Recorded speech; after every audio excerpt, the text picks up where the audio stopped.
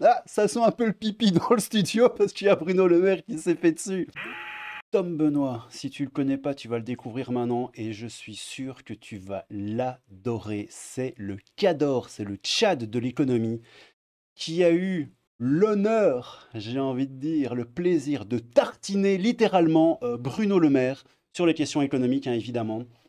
Vous allez voir que Bruno Le Maire tente même de lui mettre des petits coups de pression en mode tais-toi FDP, tu commences à aller trop loin, tu me saoules. C'est absolument dingue et l'ami Tom Benoît ne lâche pas l'affaire parce que c'est un véritable pitbull. Écoutez-moi ça, les gars, c'est génial. Ce qui est intéressant surtout, c'est que j'avais posé une question donc à Monsieur le ministre Bruno Le Maire, qui détient la part extérieure de la dette de la France. Nous avons 52%. Je te promets, tu vas l'adorer. De dette extérieure, il y a une partie qui est détenue par des privés, et vous m'aviez répondu, Monsieur le ministre, rendez-vous sur le site de l'agence France Trésor, l'origine des prêteurs est totalement transparente. Par la force des choses, ça n'est pas le cas. Il y a un seul organisme qui connaît l'origine des prêteurs, vous le savez, je l'imagine, c'est Euroclear, le dépositaire central. Est-ce que BlackRock détient une grande partie de la dette extérieure privée de la France ? Merci. Il y a une partie de la dette qui est détenue par l'étranger, il y a un tiers qui est détenu par les Français, un tiers par la BCE, un tiers par les Européens. Mais la part extérieure, ce sont des Russes, des Américains, des Chinois? La part extérieure, une fois encore, vous le voyez dans les chiffres que je donne, elle est résiduelle. Et dans le fond, ce n'est pas le cœur du sujet. Le cœur du sujet, c'est ce que je disais il y a quelques mois, et ça tombe bien parce que je le confirme. Jusqu'à il y a peu de temps, il y a 10 jours, mais effectivement, Cyril Viguier a raison, ça fait un siècle, la France n'avait aucun problème à émettre de la dette, aucun problème à trouver des investisseurs. Les écarts de taux, je le rappelle, preuve de la solidité de notre stratégie de rétablissement des finances publiques, n'ont pas bougé d'un millimètre entre la France et l'Allemagne depuis 2022. Et nous avions un niveau de taux qui était constant. Tout ça est en train d'exploser en vol. Pourquoi? Parce que nos financiers se disent... Comme le disait Olivier Marleix, si je puis me permettre, je reprends les mots d'Olivier Marleix, maquiller les comptes publics. C'est un mensonge total. C'est un mensonge, Olivier Marleix. Mais bien sûr que c'est un mensonge. D'abord, je ne crois pas que Olivier Marleix ait employé ces termes-là. Mais c'est pas une confidence amicale. Regardez les chiffres. Il vient quand même de balancer à Bruno Le Maire, vous avez maquillé les comptes publics. Ah, on en est là, ça balance des petites crottes de nez, ça c'est beau.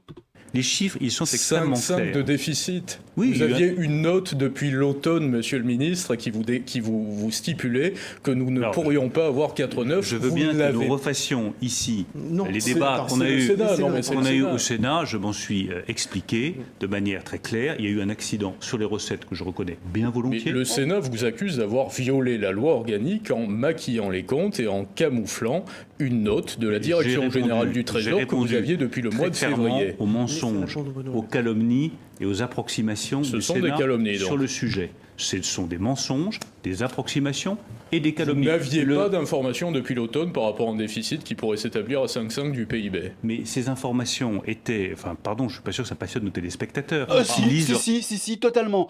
Totalement. Attends. Ça passionne tellement les téléspectateurs qu'on va revenir un petit peu en arrière. T'as vu ce pitbull, il ne lâche pas l'affaire. J'adore ce mec.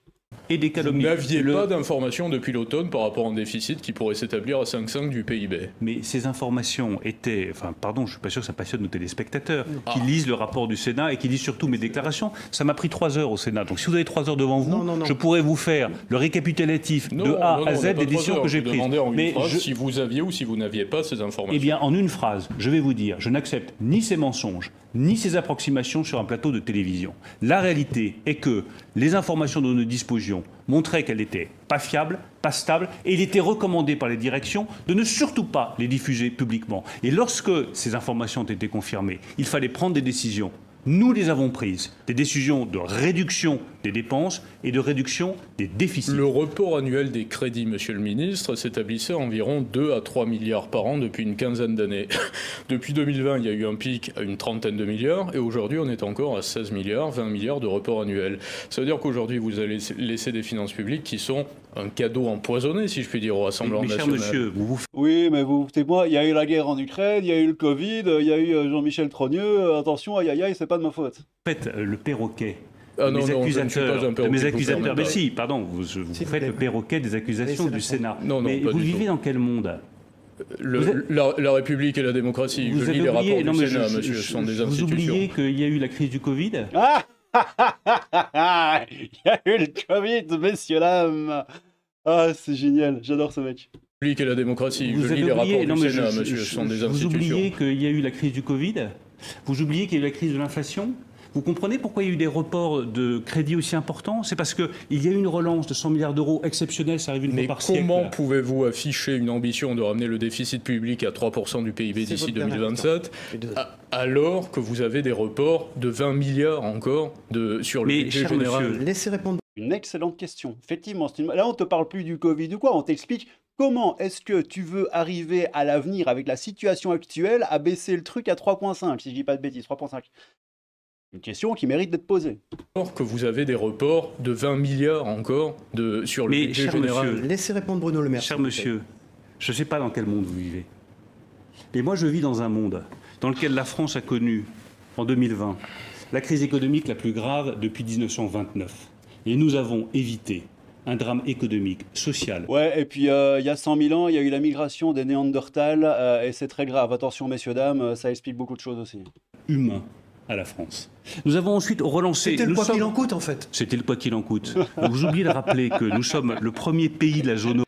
Lui, il tient à son boulot. C'était le quoi qu'il en coûte, hein, à vrai dire. Mais tu vois qu'il tient à son taf.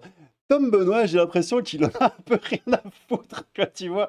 Lui, c'est le rédacteur en chef d'un magazine qui s'appelle Géostratégie Magazine, et à mon avis, ça fonctionne bien pour lui, tu vois. Il n'a pas besoin d'être à la télé ou d'être sur TV5 Monde pour payer le crédit de sa baraque et de sa caisse, ou j'en sais rien, tu vois. À mon avis, le mec, il est solide sur ses appuis, et ouais, il y a de fortes chances que ça en embête plus d'un, dont, là, sur le coup, Bruno Le Maire.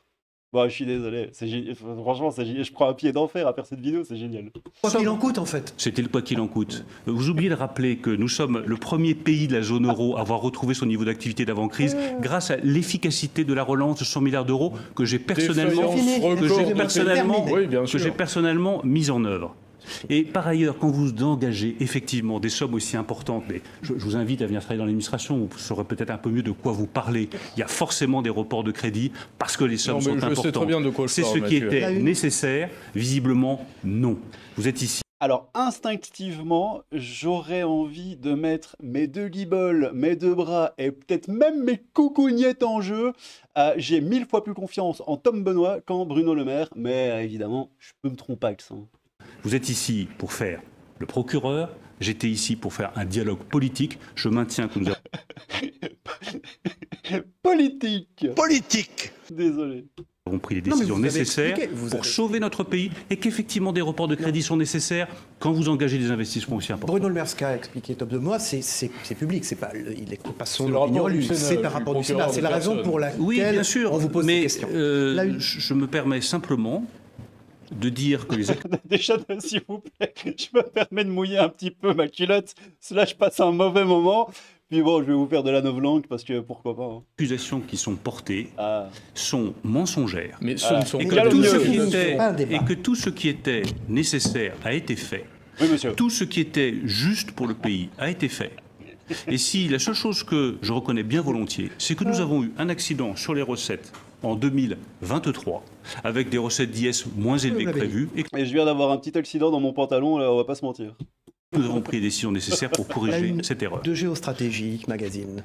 Un entretien avec l'ancien secrétaire général de l'Élysée, un beau dossier d'investigation, Macron l'américain, et de gros dossiers sur l'union des marchés de capitaux et un ministère des Finances publiques qui veut mobiliser l'épargne privée. Direct. Capitaux. Alors je sais pas si tu réalises cette espèce de dernière crotte de nez, cette espèce de dernier scud. Bon bref, alors ils arrêtent la discussion, tu vois, et à chaque fois à la fin de cette émission, quand à Tom Benoît, il parle de la une de son magazine qui s'appelle Géostratégie Magazine. Et c'est génial, quoi.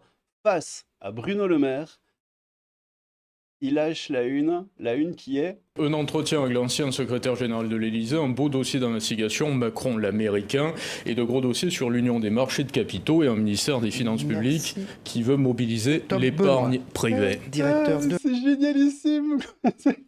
C'est en mode, à la fin de l'interview, bon alors vous allez dire quoi? Bah, on va dire que Macron c'est un gros américain, que vous êtes absolument des incapables et j'en ai absolument rien à foutre de vous. Et là, ça sent un peu le pipi dans le studio parce qu'il y a Bruno Le Maire qui s'est fait dessus. Ah, punaise. C'est génial.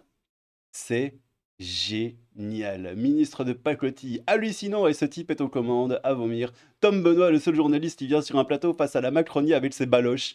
Effectivement. Alors c'est rigolo parce qu'il est là. Ouais, je suis abonné, ça va. Il a tweeté un passage, un passage de l'interview qu'on vient de voir. Et juste envie de voir un petit peu, parce qu'il est du genre à répondre, comme tu vois. Ah bon, pas à tout le monde, évidemment. Mais il est du genre à répondre. Donc là, tu as quelqu'un qui dit « Tom, on est avec toi. Le souffle des anciens finira par réveiller cette masse endormie. Viendra alors le grand jugement. Bravo, dit-il. Respect, je ne sais pas comment vous faites pour ne pas l'insulter. Lui, face à ses contradictions, ses mensonges, son ignorance des chiffres. » Et Tom Benoît de répondre « Le pays connaît effectivement des heures bien sombres. » J'adore ce mec. Ah, un fan de Marlène. Lui, c'est un troll. Je l'adore. C'est quoi ici? Article. Mon intelligence est un obstacle, dit Bruno Le Maire. S'explique en invoquant le cœur. Ah là là, Bruno Le Maire, candidat à la primaire de la droite, s'est justifié jeudi d'avoir déclaré que son intelligence était un obstacle, expliquant que c'est le cœur qui permet d'apporter des réponses aux problèmes des gens. Oh là là là là là là là là là là. Quoi qu'il en coûte, c'est quoi? C'est du pipeau? C'est du pipeau, quoi qu'il en coûte? Quoi... C'est génial, absolument génial. Vous sortez du lot, chapeau pour votre singularité. Aïe aïe aïe, Tom Benoît, quelle indignité. Quelle indignité. Oh punaise, j'ai eu des frissons de rire, c'est absolument incroyable. Ouais, petit loulou, qu'est-ce que vous en pensez? C'était Tom Benoît. Oh là là là là là là, cette PLS, je crois, c'est incroyable. Il pose des questions relativement simples à Bruno Le Maire. Et le mec tire partout, sauf dans la cible, quoi. Enfin, répond. Je parle de Bruno Le Maire qui répond de travers, qui répond de côté. C'est du grand n'importe quoi, mais comme disait le présentateur, c'est un petit peu le quoi qu'il en coûte. Nous avons ensuite relancé... C'était le quoi qu'il en coûte, en fait. C'était le quoi qu'il en coûte. les gars, je suis au montage. Je viens d'entendre quelque chose que j'avais pas entendu à la première écoute. Je crois que Bruno Le Maire s'est tellement fait crucifier par Tom Benoît qu'il a lâché une petite perlouse à la fin de l'interview. Il a lâché un petit P de stress. Écoutez-moi ça. C'était le quoi qu'il en coûte. Je sais pas si t'as entendu. Attends, je te mets un peu plus fort. Tends bien l'oreille. En fait. C'était le quoi qu'il en coûte. Je sais pas du tout d'où vient ce bruit, mais j'ai envie de croire que c'est Bruno Le Maire qui a lâché un petit prout de stress en fin d'interview. Ah punaise, désolé pour ça.